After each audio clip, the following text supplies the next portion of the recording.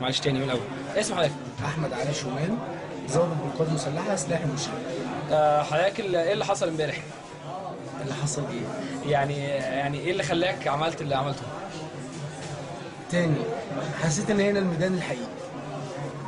بس طب وكان رد فعل زملائك ايه او يعني قالوا ايه؟ في ناس كتير من زمايلي مقايلاني، ناس كتير بس مستنيه تتجرأ، في ناس موجوده في الميدان مستنيه الاشاره. يعني ان شاء الله نحاول ننسق بيننا وبين بعض وننسق بيننا وبين الشباب، وان شاء الله نشوف يعني انسب اسلوب لدعم الشباب. في بدايه الثوره يوم 25 يناير وانتوا في الجيش هناك، كان ايه شعوركم تجاه الناس الموجوده هنا؟ شعور بان هم مثلا بيخربوا البلد ولا شعور ايه بالظبط؟ لا الناس خالص. اللي قاعده جوه الجيش خالص. اولا المظاهرات مش وليده 25 يناير، المظاهرات بقى لها فتره ومصر بتمر حاله حراك سياسي زي ما هم بيتكلموا عنه يعني.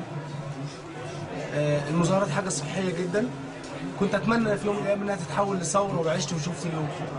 كنت تتوقع قبل يوم 25 يناير ان يحصل حاجه زي دي قريب في مصر؟ ما كانش حد في مصر يتوقع ان الشعب المصري لسه بينبض كل هذا النبض. يعني طب تعليقك على البيان رقم 2 اللي طلع دلوقتي ايه؟ لا تعليق.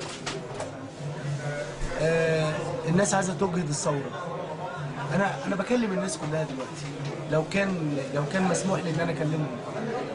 دي ثوره حقيقيه من رحم الشعب، دي ثوره حقيقيه استغلوها عشان انتوا قلتوا عيش وحريه وعداله اجتماعيه، وانا بضيف عليها جيش قوي ودوله قويه.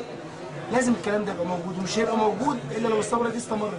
لو النظام نجح ان هو يقنع الثوره دي، مصر لن تقوم لها قائمه على الاقل في اجيالنا، مش هنشوفها تاني. التلفزيون المصري ويعني تغطيته للاحداث. التلفزيون المصري فيه ناس شرف، في ناس شرفاء، مش عايز اضرب امثله، في واحد زي محمود سعد راجل محترم، في ناس كتير محترمين، وفي ناس بص ميخائيل جورباتشوف اللي هو كان رئيس الاتحاد السوفيتي لما سالوه عن اسباب سقوط الاتحاد السوفيتي قال النفاق والمداهنه، عندما يكذب الجميع على الجميع، عندما يتهرب بعض الناس من القانون. الكلام ده موجود في مصر ومستشري، النفاق والمداهنه وكلنا شايفينه. انا بناشد التلفزيون المصري ان هو ينقل نبض الشارع بجد، يجي هنا ويشوف ويتكلم مع الناس. انا لحد دلوقتي ما شفتش حد من التلفزيون المصري، الناس كلها بتتكلم معانا الا التلفزيون المصري. ليه؟